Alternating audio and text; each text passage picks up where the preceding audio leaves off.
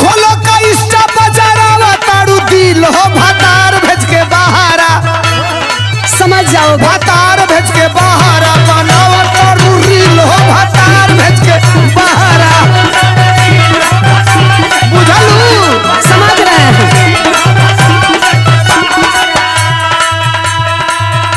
एकदम पागले हो क्या जी, तुमको समझ में नहीं आता है। अब ढील दे तनी तो ढेर मत भीतर घुसा। अरे ये सब बनाने से पागल पैसा आता है। पैसा तब हम ही ना जानत रही हैं। तो नहीं जाने थे तो सुनो। हाँ बोला। रुपया कमाए पिया गईले परदेश, हीरोइन बन के घूमबे